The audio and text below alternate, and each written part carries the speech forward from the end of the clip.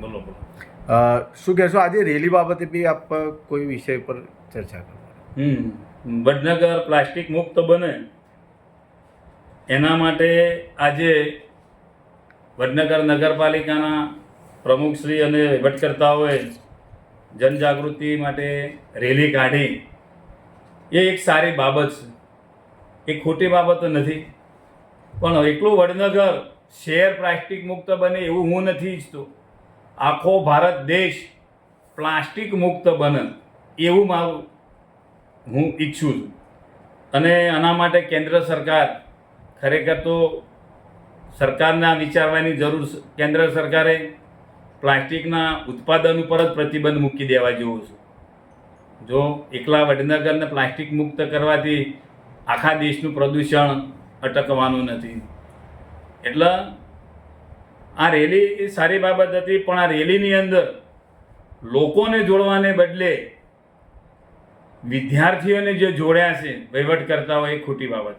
કારણ કે શિક્ષણના ભોગે આવી રેલીઓની અંદર વિદ્યાર્થીઓને જોડવા એ સારી બાબત નથી, એ શિક્ષણને નુકસાન કરતા છે.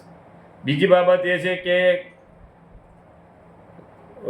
ભૂતપૂર્વ રાષ્ટ્રપતિશ્રીએ પણ એકવાર વટહુકમ કરેલો છે અને હુકમ પણ કરેલો છે, ઠરાવ કરેલો, રાષ્ટ્રપતિનો હુકમ છે કે કોઈ પણ સરકારી કામ હોય કે રેલી હોય એની અંદર વિદ્યાર્થીઓને જોતરવા નહીં. શિક્ષણના ભોગે કોઈ કામ વિદ્યાર્થીઓ પાસે કરાવવું જોઈએ નહીં. તો આ પણ નગરપાલિકાએ જે કંઈ કર્યું છે ખોટું કર્યું છે. વિદ્યાર્થીઓને કોઈ શિક્ષણ ખાતાનો અથવા તો શિક્ષણ અધિકારીનો કોઈ પરિપત્ર હોય તો એ પરિપત્રના આધારે જોડે તો બરાબર છે, પણ ગમે તેમ તમે વિદ્યાર્થીઓને આવી કામગીરીની અંદર જોડો અને શિક્ષણના ભોગે આવું કામ કરાવો વિદ્યાર્થી જોડે, એ ઠીક નથી અને યોગ્ય પણ નથી મારી દ્રષ્ટિએ. નગરપાલિકાના એન્જિનિયરને લઈને અત્યારે ચર્ચાઓ જોવા મળે છે, તો એ બાબતે શું કહેવું થાય? મેં આપની વાતને ધ્યાન તમે દોરેલો અને એ બાબતે મેં એન્જિનિયર સાહેબને વાત કરી છે કે અમતોડ દરવાજાની અંદર જે ઢાંકણું બનાવીશ એ રોડ સોકડો થાય એવી પ્રકારનો ઢાંકણું બનાવીશ. એના માટે મેં ખુદ રૂબરૂ જઈને ચર્ચા કરી અને રજૂઆત કરી છે કે એનો જલ્દીમાં જલ્દી ઉકેલ લાવી. અને એમને આપણને હૈયાધારણા આપી છે કે સાહેબ જલ્દીમાં જલ્દી એનો ઉકેલ લાવી દઈશું. ગટર લાઇનની સમસ્યાને લઈને વડનગરવાસીઓ પરેશાન છે, આ બાબતે કોઈ રજૂઆત કરેલી ખરી આપે? હા, અનેકવાર મેં ચર્ચાઓ કરી છે કે ખાસ કરીને મારો જે વિસ્તાર છે સલાટવાળો, એની અંદર અમારા અંબાજી માતાનો જે ચોક છે એ ગટર ભરાય છે. અને હું ચૂંટાયા પછી તરત બીજા જ દિવસે સલાટવાળામાં એન્જિનિયર સાથે અને જે એજન્સી છે એના 2 માણસો સાથે લઈને ગયેલો. અને એ દિવસે એ લોકોએ વાત કરેલી કે અમે 10 દિવસની અંદર આ કામ પૂરું કરી દઈશું. પણ 1 મહિનો થઈ ગયો છતાંય એ લોકોએ કામ શરૂ કર્યું નથી. મેં ગઈકાલે પ્રમ દિવસે એની રજૂઆત એન્જિનિયરને કરી છે અને 7 તારીખે એ લોકો કામ શરૂ કરવાના છે એ વાત મને કરી છે. અને વડનગરની અંદર આવ્યા એક વિસ્તારમાં ને અનેક વિસ્તારમાં ગટરનો પ્રશ્ન છે, તો લોકો આવે છે વારંવાર વડનગર નગરપાલિકામાં રજૂઆતો કરવા અને એ પ્રશ્ન હલ કરવા માટે. હું તો આખા નગરની પ્રશ્નની વાત કરું છું, એકલા કોઈ મારા વોર્ડ નંબર 1ના પ્રશ્નોની ચર્ચા નથી કરતો. હું તો સમગ્ર વડનગરની વાત કરું છું કે ભાઈ આવી જે સમસ્યાઓ છે એનો ઉકેલ ચોમાસા પહેલાં આવી જાય એ ખૂબ જરૂરી છે. વડનગરની અંદર ઘણા પ્રવાસન સ્થળો એવા છે કે જે પ્રવાસન વિભાગમાં આવે છે. અત્યારે મૂતળી અને દારૂથી ખત બધે છે.